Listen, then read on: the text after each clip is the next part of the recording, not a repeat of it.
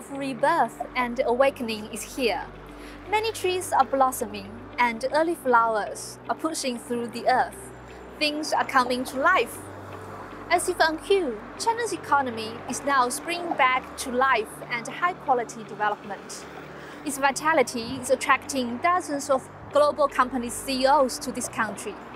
Most of them are their first visit to China in 3 years to seek new growth opportunities.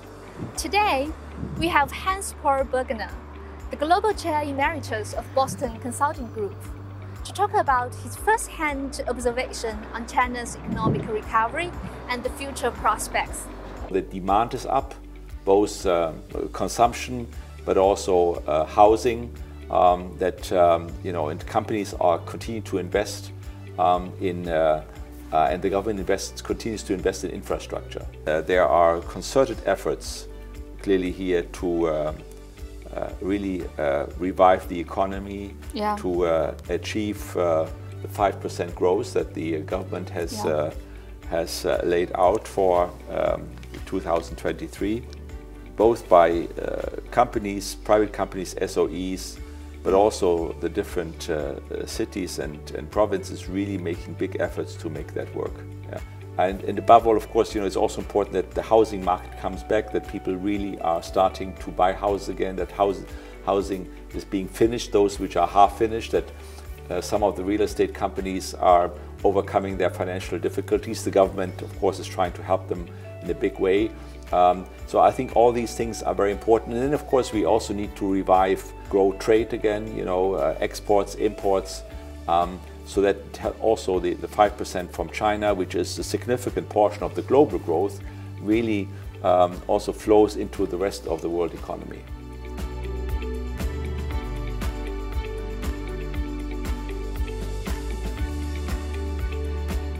Well, first of all, what we will see is that trade has not come down. Of course, it's not every year. Sometimes, because of the pandemic or because of the financial crisis, we saw some decline. But overall, trade continues to increase across the world, because more and more parts of the world are an active member of the world economy. And therefore, more and more participate in this process. And as GDP grows, also trade grows. And vice versa. Now, of course, what is happening is that, companies need to diversify their supply chains. And it's not just because of geopolitical tensions. It is because of, a natural disaster that could happen, an earthquake, or, the outbreak of a volcano, as we have seen in the past, the blockage of the Suez Canal, some strike somewhere, or a fire.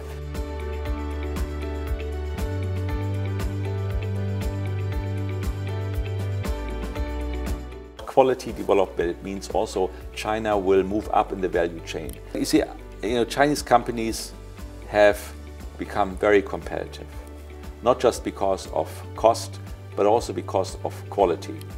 And innovation. We see quite a lot of Chinese companies being top producer of patents, and really good products, and you see them all over the world.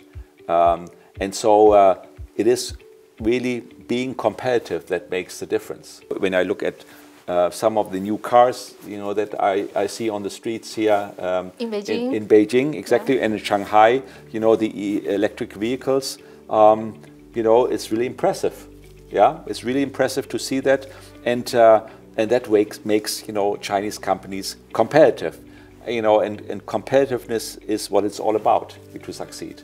If you really want to be competitive, let's say for a German automotive company, you have to be in China, because you want to be there where the competition requires you to bring your best. You see, it would be a real mistake, I only go where, I have very little competition, because that will make you slow and will make you, uncompetitive over time.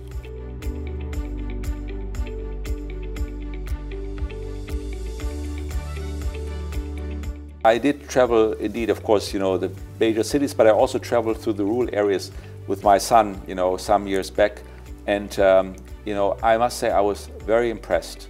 Also with the you know, the villages, and I still remember when one family showed us their old house and the new house that they had just finished, you know, being next door. And then there was the grandmother who told me about, she was speaking in Putonghua, and somebody had to translate, so I did not understand everything she said.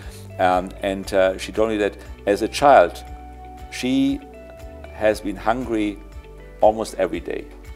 Yeah, really? That was Yeah. It was way back in the 30s and 40s. Yeah. Yeah. Yeah. And now, of course, she said, you know, there's, you know, we always have enough food, we have enough to eat. I mean, of course, her demands are different from the people today, the adults and the young people in particular.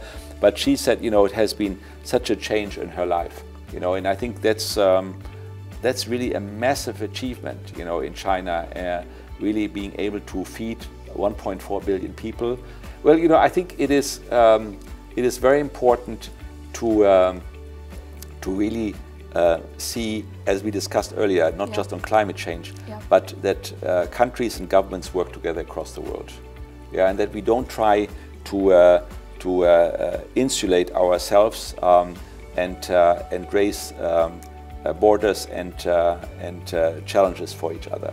I think also the Chinese government can play an increasing role in helping to address issues like climate change we discussed, but also I think we see a debt crisis in quite a number of emerging or developing countries, you know, in Asia, in Africa, Latin America. But I think also, you know, when there are conflicts, I think it's important that China, as a really strong power and which is, you know, respected by many, you know, really plays its role in bringing more stability to the world.